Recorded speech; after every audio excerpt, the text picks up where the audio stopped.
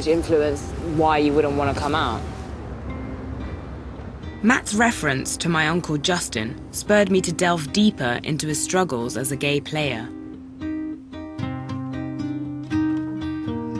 I figured this would help explain why no gay footballer has followed in Justin's boots since. Well, this one on the top here, that's Justin. And this one underneath here is my dad and Justin together. Look, they're so cute if you zoom in. After their mother put Justin and my dad up for adoption as kids, they were raised together by white foster parents in the Norfolk countryside. At this point, I think they're really, really close. They were inseparable at this time. Mischievous. They're just cheeky. These two. Wow. Whereas my dad initially didn't make it as a professional footballer, Justin's career started with a bang. Here's Fashanu again, and that is 3. As just a teenager, he became a goal-scoring sensation for Norwich City. Oh, Fashanu's through here for Norwich. Fashanu came in. This included one of the greatest goals of all time. Fashanu.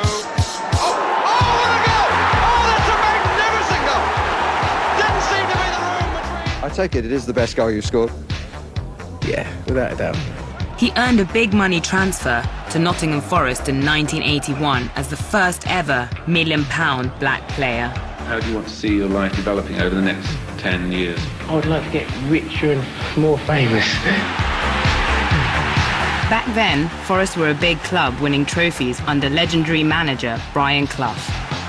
Get in there! That's what I pay you for! Famous for taking no nonsense from his players. For missing the target from there, you want bloody shooting! Fashanu. But the move was a disaster. Clough took against Justin's failure to score goals on the pitch. And here's Fashanu! And his first visits to gay clubs off it. Surprised to discover that Clough publicly referred to my uncle as a puff, I was keen to gauge if these kinds of attitudes are still prevalent around football today. So I travelled to see one of Justin's former teammates at Nottingham Forest. So we're on our way to Nottingham to meet John McGovern, who was close to Brian Clough and was also Justin's team captain. I have a few tough questions to ask him, and I'm just really intrigued to know what he has to say.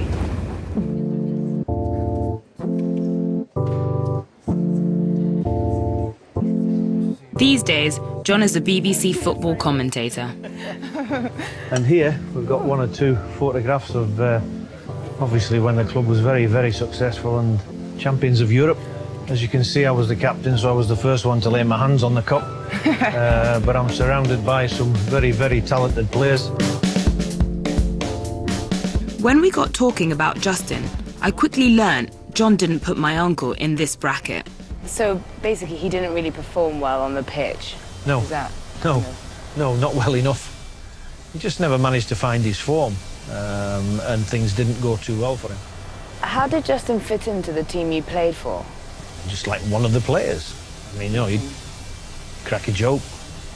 We'd take the mickey out of him, he'd take the mickey out of us. He was no different from any other player in that sense. He used to smell nice. He used to smell lovely. Did Justin get teased by other teammates for his sexuality?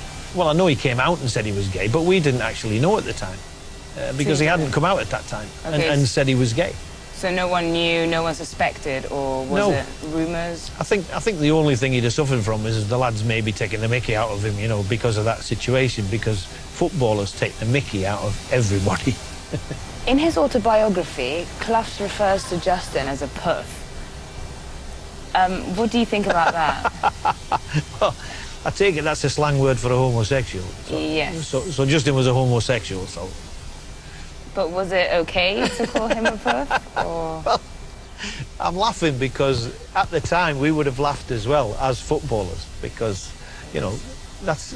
I don't even call that discrimination, you know. It's another word for what we're talking about, being a homosexual. Gay is another one, you know, if he'd have called him gay, which I think is perhaps more acceptable.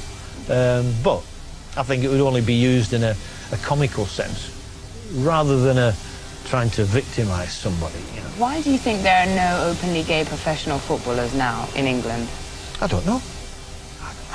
I don't know. There probably are, but why they don't want to come out, I don't know.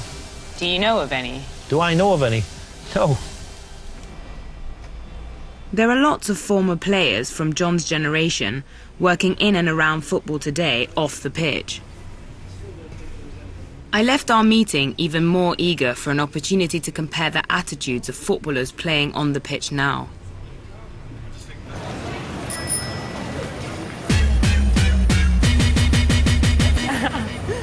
Back in London, I hooked up with my friend Tinny. Oh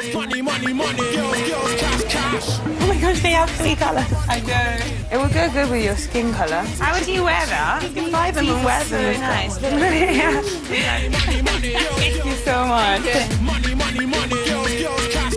We got talking about what I'd been finding out. Do you think like stuff has actually changed with football now? The thing is, you know, from what I've been hearing and the people I've been interviewing, I think that football's really stuck in you know, in an era which we can't move it, you know. It's really sad that no gay footballers have come out since Justin. It's really sad. I think it might be a kind of situation where if more people came out, then it would become more acceptable, but because no one really has come out since Justin, then it just makes it a lot harder for anyone who is thinking about coming out, because they just don't want to be able to, they don't want to have to face those pressures. I get it, but then it's like no one ever's going to come out, so then we're never going to tackle that situation. So, you know, something has to be done. If there are any gay players, they're probably so petrified, you know, of coming out that it's going to be really, really hard for times to change.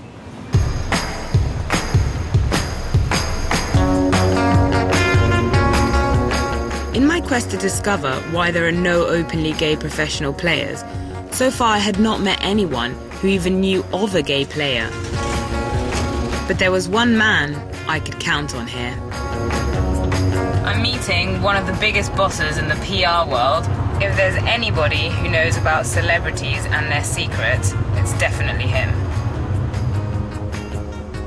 Could you give us a rough estimate of how many players you know who are gay in football? I say in the last 15, 20 years, probably half a dozen that I know are either gay or bisexual. There's been others that I suspect. What do you think are the chances of getting a big name, you know, of a player currently playing now, of coming out? I've been asked 1,000 times in the last 5 years, no. Won't happen. You know, when gay footballers have come to me over the years, looking to protect their identity, they've made it very clear to me that in their view, you know, their career would be finished if they were known to be openly gay. So I'm not going to give them a load of advice because some TV producer wants them to come out. What would the reaction be in the dressing room if a footballer came out as being gay? The reaction that I've got from footballers in that situation has been that it would be totally unacceptable to the other players. They would be ostracised. I think also the mentality of most people in and around football goes back pretty much to the Dark Ages. They still as frightened now as they would have been 10 years ago. If a player says he wants to come out as being gay and face the world and the media, I'm kind of wondering, for agents, is that a good thing or a bad thing? Most of the football agents that I know are only interested in one thing, and that's money. So if by their star coming out it's going to affect their earnings, then they won't want them to do it. That's all part of the football mentality, which is money, money, money. In Max's mind, there was no doubt that homophobia is a serious problem in football.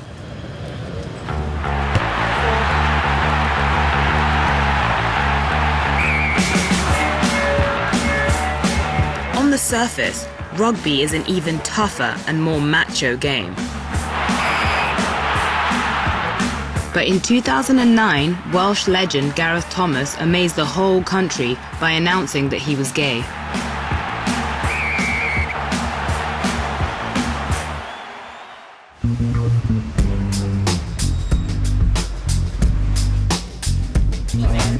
At a celebrity charity event,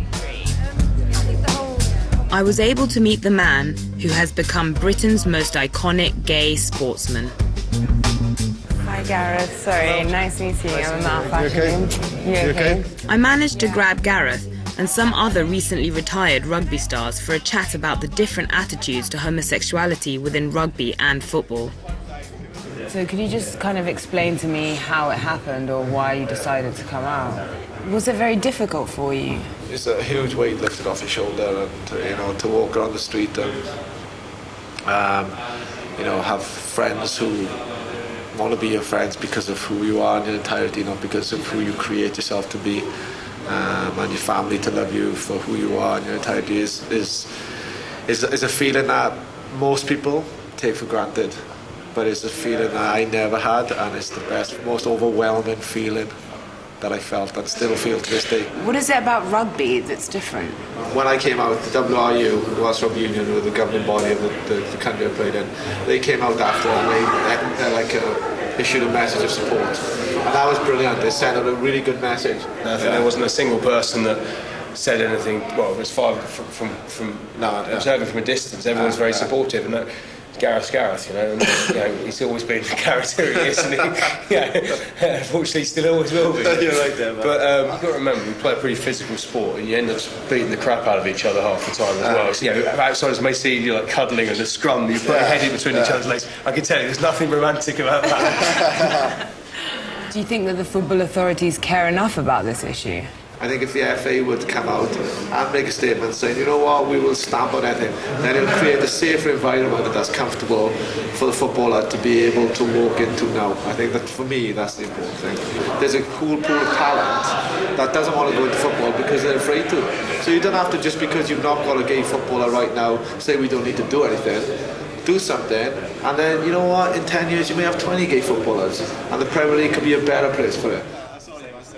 It was pretty easy to speak to rugby players about this issue, and it didn't seem to bother them that much, as it does with footballers. Gareth, as he said, they accepted him for who he was, well, being his teammates, his coaches, the people around him, his family. He's obviously had a positive experience. Yeah.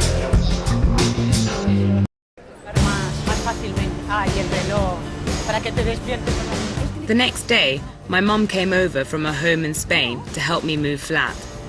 Can you help me put it on the bed? Okay. She was one of my Uncle Justin's closest friends. You can start folding. If you can help me. Okay. She brought over some possessions which have been locked in her attic since his death. This one is when I went to visit him in New Zealand. Oh. We went out to a pub, and then we went to a disco, and it was a great night out. He looks so huge, he can't even fit under the table. No, I mean, he was very Muslim. We had a great time in New Zealand, and people like him there very much. I mean, he was very happy in New Zealand. You guys look so happy. The support shown to Gareth Thomas by his family had stuck in my mind.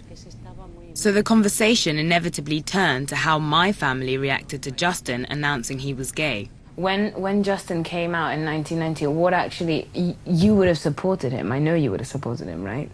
Even if he was gay, it didn't really matter. Of course I did. So he wasn't totally alone?